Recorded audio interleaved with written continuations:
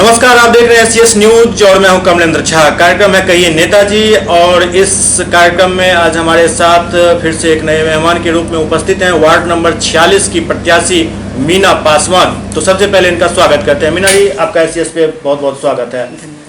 मीना जी, आप अपने क्षेत्र में क्या कुछ करने की योजना लेकर चुनाव मैदान में उतरी हैं?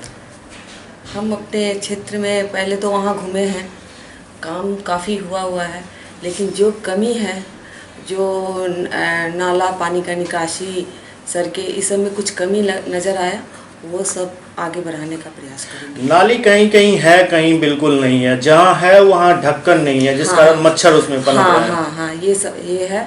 उसी काम को आगे बढ़ाऊंगी, उस पर डेवलप करूंगी। इसके अलावा और भी कई सारी समस्याएं हैं, जैसे गरीबों को पेंशन योजना जो सरकार पेंशन देती है वो सही ढंग से नहीं मिल पा रहा है। उसके लिए आप क्या कुछ करेंगे? उसको ठीक करवाएंगे? हाँ, बिल्कुल ठीक करवाएंगे। जिनका हो चुका है वो तो ठीक है, जिनका नहीं हुआ उनके लिए प्रयास करूंगी कि उनका पेंशन चालू हो जाए। प्रधानमंत्री आवास योजना चल रहा है, जो गरीब हैं जिनके पास घर नहीं है उनके लिए सरकार योजना चला रही है। तो अभी भी बहुत सारे ऐसे गरीब हैं जिनको ये सुविधा नहीं मिल पा रही है और वो झुग्गियों में जी रहे हैं। हाँ, बिल्कुल, हम भी देखे हैं बहुत सारे। आज हम भी गए थे उधर, तो पासवान टोला में भी देखे हैं, उधर बहुत झुग्गी झोपड़ी सब है, लेकिन बहुतों का तो मिल चुका है, लेकिन नहीं जिसका मिला है, हम पूर्ण रूप से हमारा पूरा प्रयास रहेगा कि उन लोगों का प्रधानमंत्री आवास योजना मिल सके।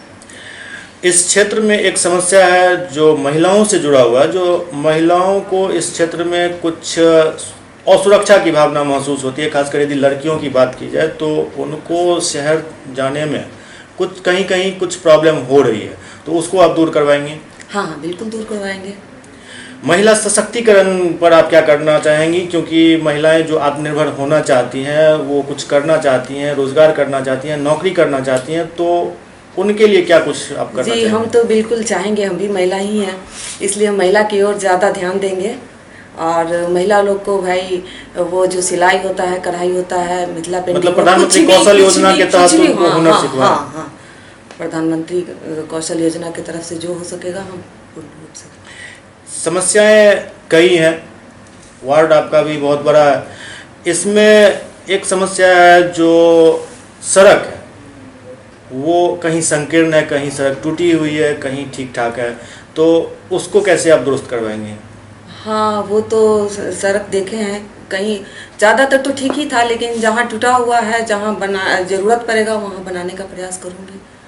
आप खुद महिला हैं, घर के साफ सफाई पर पूरा ध्यान रखती हैं, दिख रहा है सब वो साफ सफाई। हाँ, लेकिन स्वच्छता घर के बाहर भी हो, घर के बाहर भी साफ रहे, इसके लिए क्या करेंगे? हाँ, जिस तरह से हम अपने घर का साफ सफाई पर ध्यान रखते हैं, उसी तरह हम अपने वार्ड को भी चाहूँगी कि पूरे साफ सुथरा एकदम स्वच्छ हो, हर जगह साफ सफाई हो, गंदगी का सही ढंग से गंदगी उठाओ। हाँ, बिल्कुल ध्यान सफाई पर ज़्यादा रखूँगी।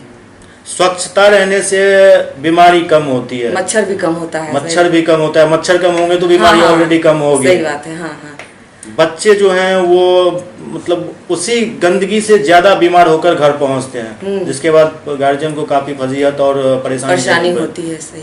तो आप साफ सफाई पर हाँ, मच्छर का प्रकोप कुछ कम हो, उस पर ज्यादा ध्यान दूंगी।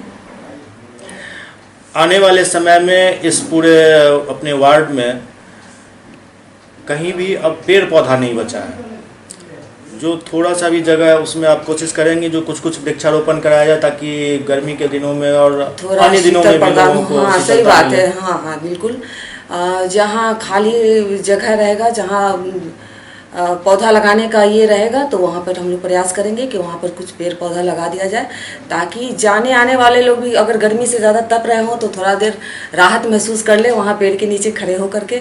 हम लोग भी वार्ड में घूम रहे हैं, जहाँ पेड़ रहता है, एक आध उतना तो नहीं दिख रहा है, लेकिन रहता है, तो वहाँ चाहते हैं कि 2 मिनट खड़े हो जाए, कि थोड़ा ठंडे हो जाए, तो वो जरूरी है, बहुत जरूरी है। इसके साथ ही ठंडक के मतलब छांव तो मिल जाएगी उससे, और पानी की भी ज़रूरत होती है। पहले सड़क किनारे सरकारी चापाकल हुआ करते थे, जो अब कहीं दिख नहीं रहे हैं।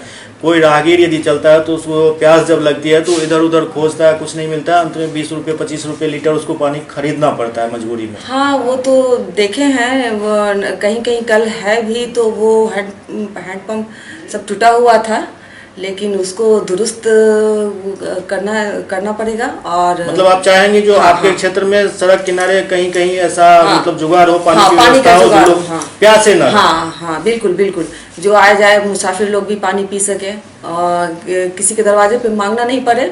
अगर सामने में नल रहे, पानी का व्यवस्था रहे, तो लोग खुद ही पानी लेकर के पी लेंगे। अपने क्षेत्र की जनता से आप अंत में क्या अपील करना चाहेंगे?